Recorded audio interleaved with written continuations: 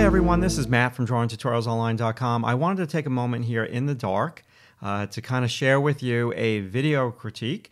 This video critique is for Arjun. Arjun is a member of the site, and he was getting very overwhelmed with starting a figure painting. He was getting overwhelmed with all the anatomy he had to think about, all the measuring, all the light and shade, all that stuff that happens when you first start to draw for the painting. And in this video critique, I'm going to share with you how I start to layer all these different techniques, gesture, blind contour, negative space, thinking about the light and shade, thinking about all these different things, starting with one section. There's a lot for you in this video, so let's get started.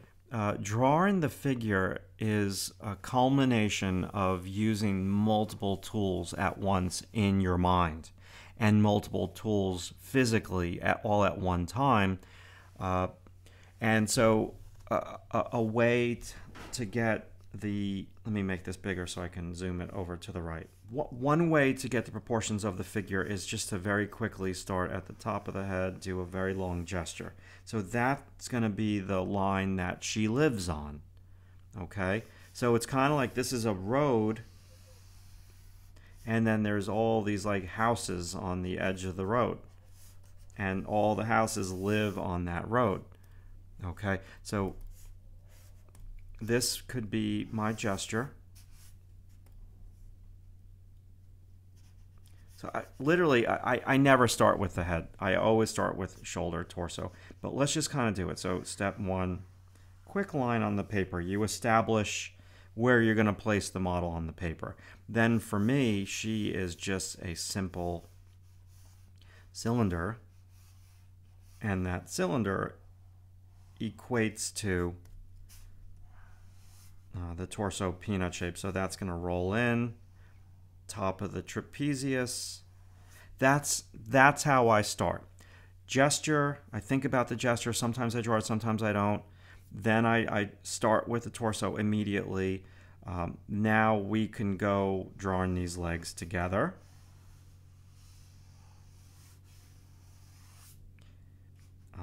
Angles, connecting the feet, planting the feet. Now immediately I use a measurement. What's right up above the feet. Now what I'll do is I'll get the angle of the shoulders, make sure I get that, and I'll gesture the arm. So far I've used 4 or 5 different techniques. Now a 6th technique, I would just draw the negative space. I wouldn't draw the arm, I'd draw the negative space. Okay, and now another technique would be measuring what's right across from the bottom of the hand. Okay, now I go to the head, and the head I map out with angles, and I look at the negative space between her jaw and her shoulder. Okay, now all of that could be done, if it's a long duration drawing, all of that could be done with a line this light. I'm on your drawing, you're painting right now, the underpainting, so lightly that you can't even see it.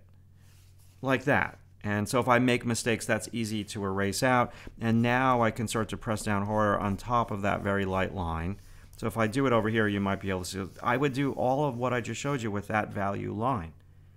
And then once I feel confident, then I start to build up the dark line. And you don't even see those light lines anymore. Okay? So that's just one approach. Now another approach is the spiraling out from. And this is where I use a little bit more continuous line. Continuous line, blind contour for about 2 seconds at a clip. So with this particular pose, the first question I ask myself is, okay, what looks easiest? What looks believable? This looks very easy to me. I'm going to start right here. So right up near this little scapula, and I'm going to just dance down the edge of her body to her hip, and 2 seconds, stop. Let's come out. So as I'm doing this, I'm measuring up, measuring up, measuring up. It's like steps. So now what I do is I can't just work on the edge, so I probably just cling on to this, the glute. So I'd sketch that, form lines. Okay, come on into the spine, form line that out, put in some shadow shape so I have something to cling on to. Now I check out the distance in my mind between this and this. So I take a leap of faith, and I'm working with black. I know it's a little bit hard for you to see, but I'm trying to make it so it looks like my pencil. I wouldn't go that dark with all of this, mind you. So then I would just commit, and I'd say, okay, let's establish this edge, bottom of the butt. Let's ignore the breast and then just curve around. Okay, so all of that, I'm just working on a very simple torso. Now I would come on in and I'd start to draw the line that separates, and I'd start to do these little anatomy cues. We have the bottom of the sacrospinalis, we have the side. I'd try to kind of sketch out the sacrum. I have the line that separates. I might put some form lines and shade. Okay, we have her spine. I might just hint at a couple vertebrae.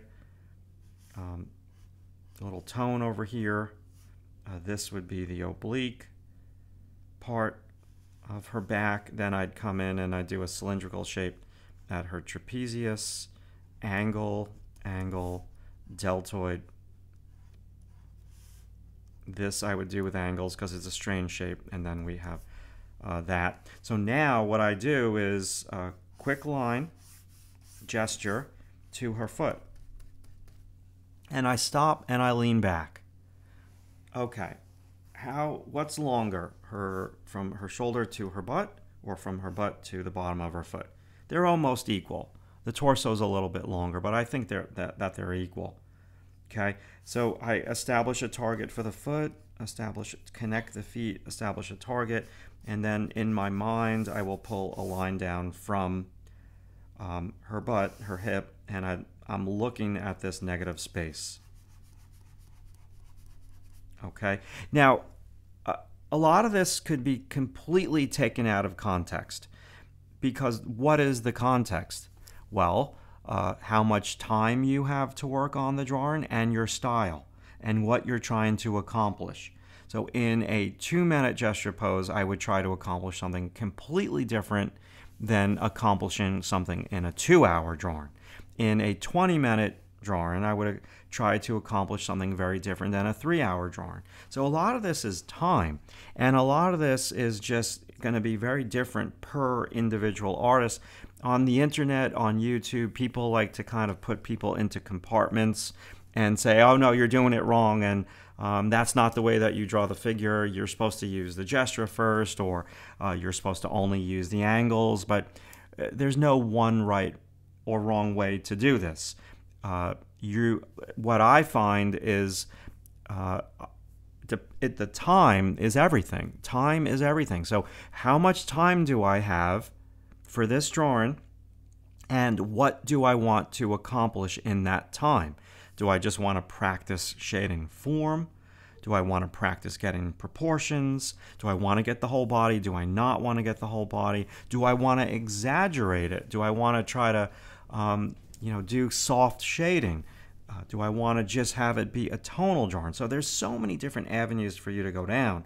But in terms of what you're trying to accomplish, I would focus a wee bit more on the light and shade aspects of it. Now, last for me is just, it's just a habit I've developed. Some artists would say this is the wrong habit. I would pretend her hand is not even there, and I would draw through things and draw her head last. Okay, I actually draw the arms last, and someone on the internet could say, oh, that's completely wrong. It's not completely wrong. It's whatever's going to get you the best results. Okay, so that gets me the best results. I like to draw the big torso, the big legs, and then the small things like the heads and the arms. Okay, now with your piece, her head looks a little small, and you can't really think about what I think I understood what you wrote is that you were trying not to struggle. Let me just save this, save as. You were trying not to struggle with, save as, Catherine. Okay, let's save this to the desktop. Let's save it to the downloads just to save some time. Cool. Good. A big part of this, Arjun, should be your light and shade. Now, she looks pretty good. I think you pretty much got the pose. It's just the head seems to be slightly small for me. And her torso is long, but I think you might have it a touch too long. But it's hard to judge because you kind of have to put in the bottom of the torso peanut shape to really kind of be sure. And that doesn't look too long. And then maybe there's a wee bit more of a tilt. Look at this tilt of her trapezius. And your tilt could be a little bit more aggressive. So if we lower this and then we lower the chin jaw, that might be just enough to make that head the right size. Okay, but you got to get in this line that separates, and even on your underpainting, this is just enormously beneficial to the quality of your artwork. And this with your underpainting, it's fine that it's too dark right there, but now you're going to come on in and you're going to do all of this wonderful light. It doesn't need to be with a gazillion lines like what I did. So very, very quickly here, because I'm going too long with this, we're just going to pull out some lights, and the lights are primarily hitting her hip and her butt and that side of her sacrospinalis, that side of her butt. Now obviously that doesn't really, the white doesn't match, but that's the process. Okay, so cool, so much fun. I hope I gave you some ideas there. So just to wrap up, when I'm in the classroom with my students and I see that they're stiff and we need to do something different, I say, okay, I need you to draw this figure from head to toe in 30 seconds without looking at your paper. And I'm trying not to look at my paper right now. So I'm just kind of doing this. I know I'm going to go off the edge. Maybe, did I go off the edge? No, there I just looked. So I'm coming on down. I just looked at my paper 2 times. It's just instinctual. So that's a blind contour that I just spent about 15 seconds on. Okay? Now, when I'm drawing, blind contour for me is a second. Don't confuse blind contour exercises with continuous line. Continuous line is where I stop, I keep my pencil on the page, I look at the model, look at the reference, keep drawing, look, rapid eye movement back and forth, I'm measuring, I'm looking at negative space. That's drawing with continuous line. Blind contour is where you stop looking at the reference all together for about 30 seconds. That's as much as people could tolerate. And then it's just like you draw really slow, and I just looked. You draw really slow, and this line should look like a child did it compared to your more sophisticated line where you're looking a little bit more. But it's just to get you to look more at the reference and less at your drawing, because people tend to look 70% at their drawing or their painting and 30% at the photo reference. You need to look at least 40 to 50% at the reference, 50% at your drawing. Look more, especially in the early stages, the first 5 minutes of the piece. I hope I gave you some ideas.